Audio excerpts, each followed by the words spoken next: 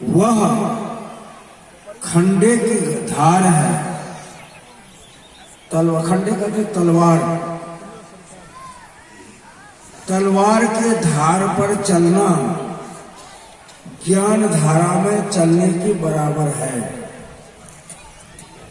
कहेंगे क्यों? क्योंकि ज्ञान वह धारा है जिसमें यह शरीर जो आवरण है, ये शरीर जो दिखाई देता है, ये सब आवरण है। और इस शरीर में रहने वाला जो शरीरी है, देह में रहने वाला जो देही है, वह निर्विकार है।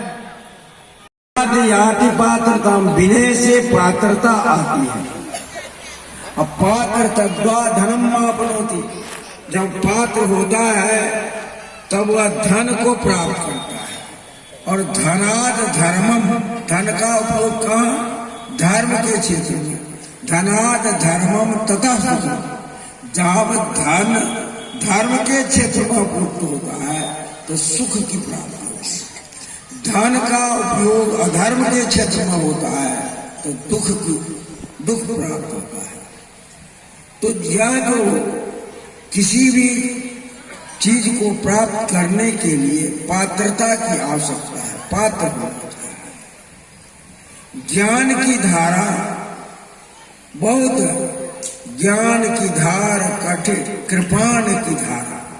ज्ञान और कृपाण अर्थात तलवार दोनों बराबर है। ज्ञान धारा में चलना बड़ा कठिन है। वो जान गया, मैं ज्यादा नहीं कहूंगा, बहुत सारा विषय है, आज अंतिम दिन है, संक्षेप में छूते हुए आपको आगे बढ़ाता हूं। आज बहुत से सारे लोग जान गया कि मैं हूं, ब्रह्म हूं, भगवान हूं, खुदा हूं, गॉड हूं, ईश्वर हूं, सब कुछ मैं ही हूं। बहुत बढ़िया भाई। तो ये जो नीचा बैठे हुए ईश्वर खुदा गॉड नहीं है, ये भी है, लेकिन ये जो पात्रता के अभाव में आपको ज्ञान हो गया कि मैं भगवान हूं और दूसरे को भगवान नहीं समझा, अपने को गॉड समझा, दूसरे को गॉड नहीं समझा, ये ज्ञान धारा है क्या? नहीं है। और यह ज्ञान प्राप्त करके अहंकार में फूल जाता है कि मैं बड़ा ज्ञानी हूं, मैं तो ब्रह्म हो गया, खुदा हो गया, गॉड हो गया, ईश्वर हो गया, अब हमको किसी को जानने की जरूरत ही नहीं। खाली थ्योरी में जाना, प्रैक्टिकल में नहीं जाना, या नहीं जाना कि वह भी भगवान है, जिसको गाली देते हैं वह भी भगवान है। बहुत से लोग को देखे हैं ज्ञान धारा में चलने वाले, बढ़िया भोजन मिला, मुंह घुमा लिया, इस मुंह बैठ करके खा रहा है, इधर लोग बैठा हुआ बाहर। ज्ञान धारा, ज्ञान धारा में चलना कृपाण की धार पर चलने की समान है। इसलिए ज्ञान धारा में सब नहीं चल सकते। ज्ञान की आवश्यकता है, ज्ञान के बिना भक्ति अंधी है, कर्म के बिना भक्ति और ज्ञान लंगड़ा है। जब आवश्यकता है तीनों की, लेकिन ज्ञान धारा में चल करके आप संभल जाओ, बड़ा कठिन है।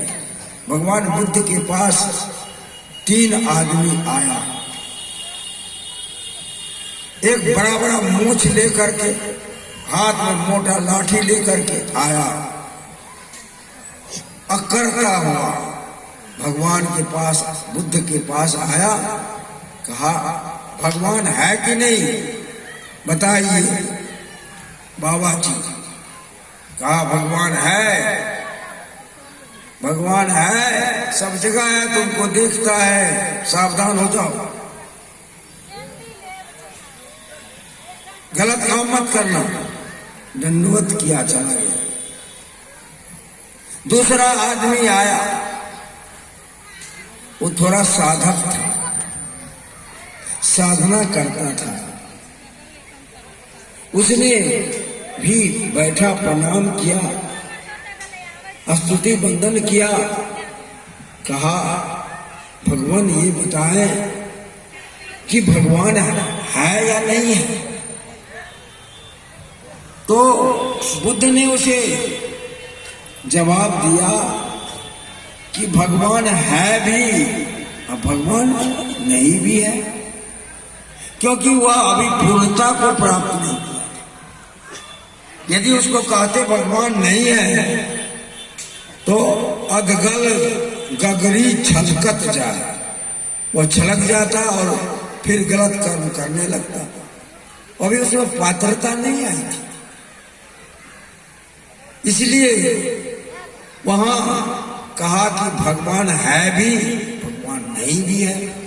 यदि तुम निर्विकार अवस्था को प्राप्त कर लो, तुम्हारे अंदर कोई कामना न रह जाए, कोई चाहना नहीं रह जाए, तब तुम्हारे लिए भगवान की आवश्यकता नहीं, भगवान नहीं है।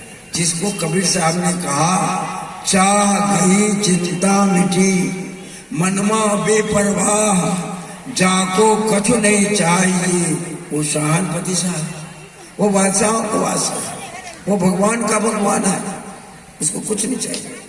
जब यह स्थिति हो जाए तब, लेकिन अभी तुम्हारी स्थिति कच्ची है, इसलिए भगवान है और भगवान नहीं भी है।